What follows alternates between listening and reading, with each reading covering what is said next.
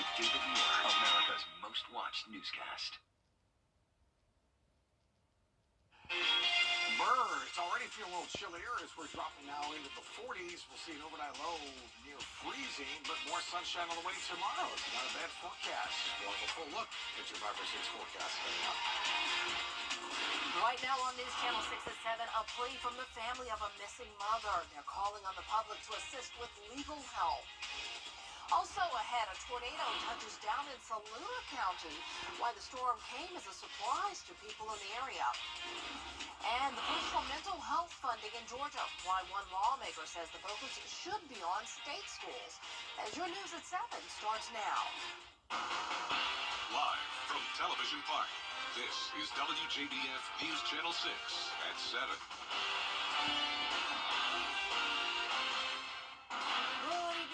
You're watching News Channel 6 at 7. I'm Dee Griffin. Thanks so much for joining us. Coverage you can count on begins as the family of a missing Aiken County mother pleads for help. For Jamila Smith's family and the missing persons organization Broken Link Foundation say they have not heard from Aiken County Sheriff's officials in a month since the 30-year-old's December 2nd disappearance. And they say authorities won't tell them certain aspects of the case, such as GPS coordinates and cell phone information. Authorities declared Smith a homicide case back in December. Now they hope Aiken County helps with getting Smith back, as well as a conviction. We are reaching out to the legal community in Aiken County and beyond, seeking a pro bono attorney who can champion our case and our cause to help us find answers and justice. There is still a $10,000 reward in this case. Well, Georgia lawmakers are bringing mental health to the forefront of the 2024 legislative session. Georgia Governor Brian Kemp also prioritized mental health funding to lawmakers during the State of the State address. Here's Archit Seshadri with more. Governor Brian Kemp signed the Mental Health Parity Act 2 years ago, which helped create the 988 Crisis Hotline campaign. The governor is now proposing more than $200 million this session to fund mental health with crisis beds and expand services for those struggling with the illness. I'm very proud to have supported the mental health bill when our former Speaker David Ralston introduced that bill 2 years ago before he passed away. And so we are looking at increasing the funding for mental health because the issues are not just in our penal system, it's also in our schools and everyday life. Everybody knows somebody that has some type of mental issues, and we have to address those. Some state lawmakers say mental health funding will also help reduce suicides and improve gun reform in Georgia. That means hiring more school counselors and doctors in the state. 10 years ago, we were below 10 million. Now we're close to being above 11 million people in the state of Georgia. So we do need to have more physicians in the state of Georgia, and I think that's important. So a lot of money is going into the Mental Health Association. We're also trying to get more other rural areas to have more mental health professionals to help out in that area. The governor says overall the state would allocate about $1.6 billion to fund mental health over the past few years. Reporting at the Georgia State Capitol, Archit Seshadri, Atlanta Bureau Chief.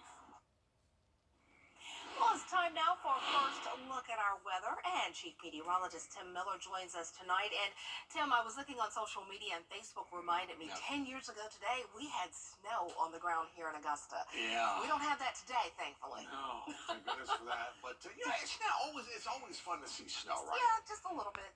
Shower chances in detail in just a few minutes, Dee. All right, and we'll see you then. Thanks so much, Tim. A tornado hit with no warning Saturday in Saluda County. Maria Smith went to check out the damage and find out why people who live nearby never knew it was coming. Wind speeds reached up to 100 miles per hour in this area Saturday night.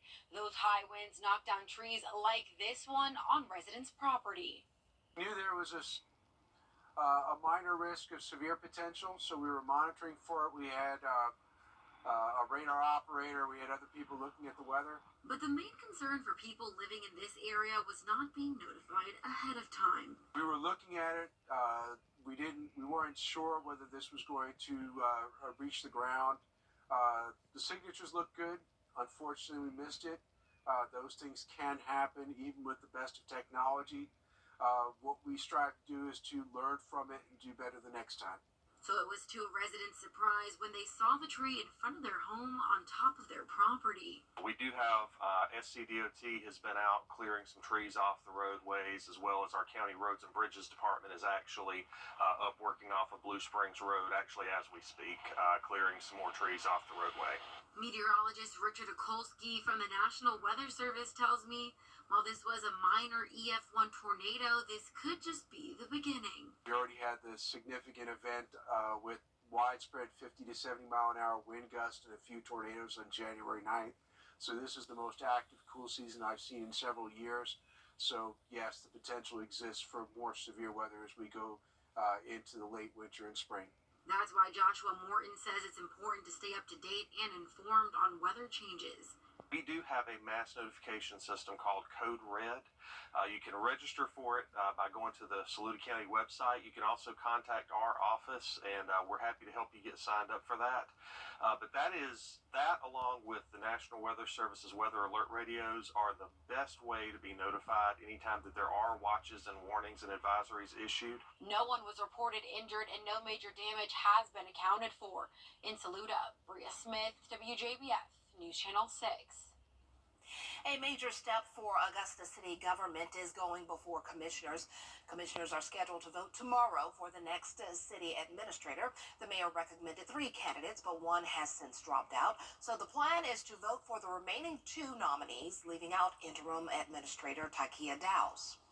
I really think it was a disservice to her and the work that she's done here for the past nearly 2 years of not allowing her to be part of the first group. But once again, that's on the mayor, and that was, completely within his purview of what he was able to do. Commissioners are scheduled to discuss the administrator selection in legal session, which is closed to the public. But Commissioner Wayne Guilfoyle says since candidate names are public, it should take place in an open meeting. Well, Camp Tanglewood in Martinez could be the future home of a big new development. Hannah Latier has the details. If a rezoning request goes through, the Girl Scouts of Historic Georgia would be able to build one of its first dream labs in the country on this 183-acre camp. It would serve as a multi-purpose office building where Girl Scout troops would gather for different activities, and it would look something like this. They could sit down and have all of their troops together, all the leaders together. They could use it for badge work. They could use it for STEM studies.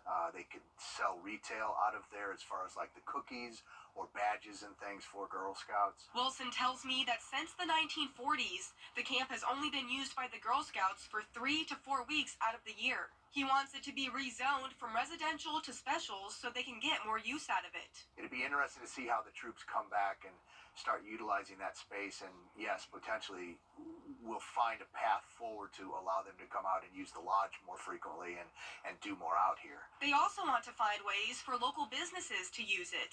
Maybe they could come out and use it for a space to have an event or enjoy some time for some planning and strategic planning and things like that. If the Columbia County Board of Commissioners approve the rezoning request, there will be a fundraising campaign with a goal of $1.5 million. They're hoping the project will be completed by the end of 2026.